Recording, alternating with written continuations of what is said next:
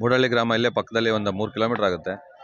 ಅಲ್ಲಿಂದ ಬಂದು ನಿಜ ನಿಜ ಅದು ಹತ್ತೂರು ಜಾತ್ರೆ ನೋಡೋದ್ ಬದಲು ಸುತ್ತೂರು ಜಾತ್ರೆ ನೋಡ್ಬೇಕು. ಯಾಕಂದ್ರೆ ಪ್ರತಿಯೊಂದು ಇಲ್ಲಿ ನಿಮ್ಗೆ ಅವೈಲೇಬಲ್ ಇದೆ. ಎಲ್ಲಾನು ನಾವು ಚಿಕ್ಕ ವಯಸ್ಸಿಂದನೂ ಇಲ್ಲಿ ಬರ್ತಾ ಇದೀವಿ.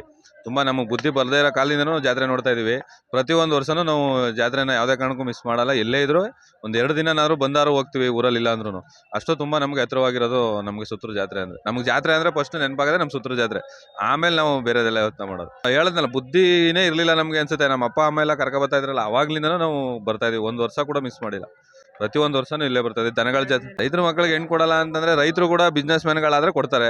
ಈಗ ಅವ್ರಿಗೆ ಏನಾಗ್ತದೆ, ಬಿಸ್ನೆಸ್ ಮ್ಯಾನ್ಗಳು ಬೇಕು, ರೈತ ಇದ್ರಲ್ಲಿ ಹಣ ಮಾಡ್ಬೇಕು ಅನ್ನೋದೇ ಈಗಿನ ಇದ್ರಲ್ಲಿ ಇರೋದು. ಹಂಗ್ ಬರಲ್ಲ. ಈಗ ಇದನ್ನು ಬಿಸ್ನೆಸ್ ಅಂದ್ರೆ, ಕೃಷಿನೂ ಕೂಡ ಬಿಸ್ನೆಸ್ ತರ ಡೆವಲಪ್ ಮಾಡಿದ್ರೆ, ಅದನ್ನು ಕೂಡ ಕಾರ್ಪೊರೇಟ್ ಲೆವೆಲ್ಗೆ ಥಿಂಕ್ ಮಾಡಿದಾಗ ಆಟೋಮೆಟಿಕ್ ಆಗಿ ಎಲ್ಲಾನು ಬರುತ್ತೆ. ಎಲ್ಲ ಬಂದೆ ಆಗ ಅವರೇ ಬರ್ತಾರೆ. ನಾವೇನು ಹೋಗಿ ಕೇಳೋ ಹಂಗೆ ಇಲ್ಲ. ಯಾರು ಹೇಳ್ದಂಗೆ ಯಾರು ಕೇಳಲ್ಲ ಸರ್. ನಾವು ಕೇಳಂಗ್ ಮಾಡ್ಕೋಬೇಕು, ಅದು ನಮ್ ಕೈಲೈತೆ.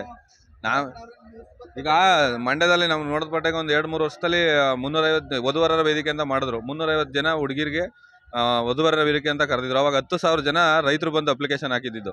ಅಂದ್ರೆ ಯಾವ ಮಟ್ಟಕ್ಕೆ ಹೋಗಿದೆ ರೇಷಿಯೋ ಅಂತಂದ್ರೆ, ನಾವು ಊಹೆನೂ ಮಾಡ್ಕೊಳಕ್ಕಾಗಲ್ಲ, ಆ ಮಟ್ಟಕ್ಕೆ ಹೋಗಿದೆ.